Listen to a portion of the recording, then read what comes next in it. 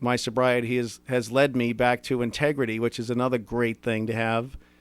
And that name will mean something positive in the future and not, I wanted my nieces and nephews and my cousins and aunts and uncles to say, "Here comes Danny," not, "Oh God, here comes Danny. Where can let me pull up a rock, let me flip it or climb underneath it," because there was a time when I was a menace.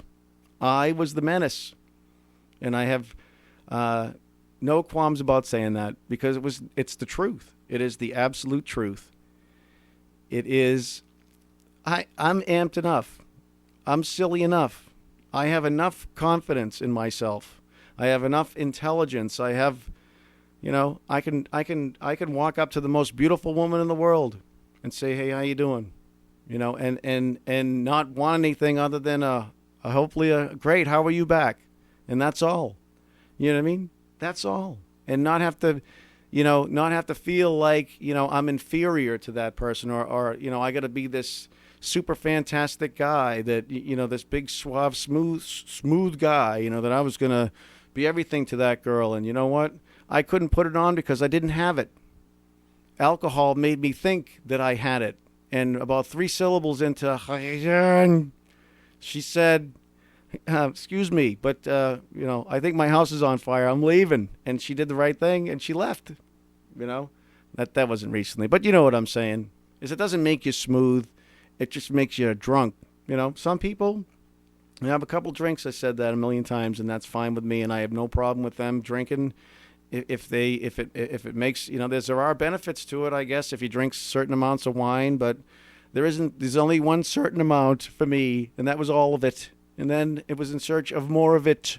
What wasn't how much, it was when are we going to get more? There was only one speed, and that was full speed, on or off, black or white. There is no having a couple of drinks. My father once asked me, "Why can't you just have a couple of beers?" And I said, there isn't any point of having a couple of beers because it's not a social thing for me. It is a mission to oblivion, the mission to, I'm so drunk that I cannot be any more drunk, but I desire to be more drunk because I couldn't stay awake long enough to get as drunk as I wanted to. I didn't care who I hurt to do it. I didn't care what danger I put myself or other people in. And that's bad news. And that's what booze did. Booze did very bad things to me. It almost killed me physically. The effects of alcohol on your body are unbelievable. Unbelievable. It ruins your circulation. It ruins your muscles. It ruins your bones. It ruins your teeth. Throwing up 4 times a week is not normal. I live that way. I'm lucky I have any enamel on my teeth anymore. I wonder why they're so sensitive, because I scorched it off, throwing up three or 4 times a week. Couldn't brush my teeth in the morning without throwing up. God knows what. Getting home at 4 o'clock in the morning, 4 in the morning, and having to get up at 6:30 to go to work. Oh, I was a real good employee. I had meetings on Monday morning. I wouldn't have slept the whole night before because I couldn't sleep because I had the horrors from withdrawal from alcohol. Sunday night, I'd be shaking and sweating in my bed thinking scorpions are all over me, all right? That's not the kind of life I want to live. So what I'm saying is that on Monday morning, I have to go talk to the CEO of a company and try to sell him not only myself, but the company I was working for, is sitting there 20 minutes before the appointment in front of the building, praying to whoever was out there to drop a very large bus on my car so I wouldn't have to go in there and talk to this guy because I knew how transparent I was. I knew that this guy was looking at me like, I wouldn't buy anything from you. I wouldn't buy the fact that you're a stinking drunk. And a quivering, "Hello, sir, I won't sell you." Nothing. He wasn't buying anything from me, okay? And it's because who would? I couldn't sell a beer to a drunk at that point. But you know what? I had to learn that lesson. I had to feel those things. I had to hit the bottom. I had to trip and get mud up my nose. Only 50 or 60 times I started to get it, But I look at it this way. I am lucky to be I'm lucky to be sitting in this chair. I'm lucky to be talking to you right now. So I hope that you're able to get out that piece of paper, take out the honest pen, and write it all down.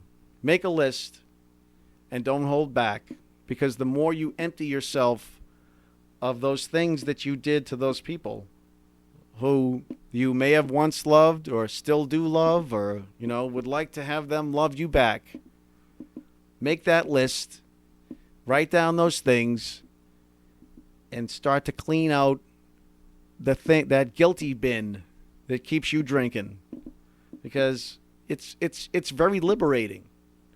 Alcoholism is a prison, and it's a prison of both the abuse, the mental illness that comes along with it, and the guilt, and all the other nastiness that goes along with it, and all of the ill feelings, because alcohol is like a disease that spreads, and it's not just the person who drinks, it's those around them that it affects. I'm saying, what did this person care? They're not drinking with me. But you know what? Your asinine behavior is bothering them. So I hope that you're able to get out the pen and the paper and write it all down. And you know what? It just makes you human, and we're all that, because you can't do it alone. You can't saddle that guilt. At the end, I liken myself to a train, a very small engine with a trailload of crap behind them, with a big giant caboose on the end. And when I stopped drinking, all that stuff came barreling down on top of me. It wasn't easy. I had some, we all have our horror story, and one of these days I'll try to get it out there, and without incriminating those around me, because, they lived it too. I wasn't the only one that was there. So, no sad stories. I don't want to, nobody's here to feel bad for anybody.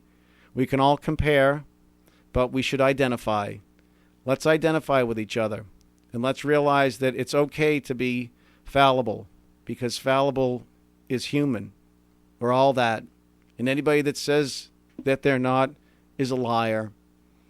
So, again, made a complete list of all persons we harmed and became willing to make amends to them all. That's all you have to do.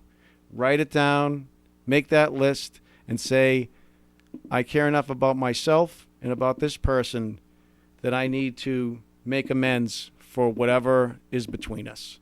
It's very liberating, and I believe it's very necessary to serenity.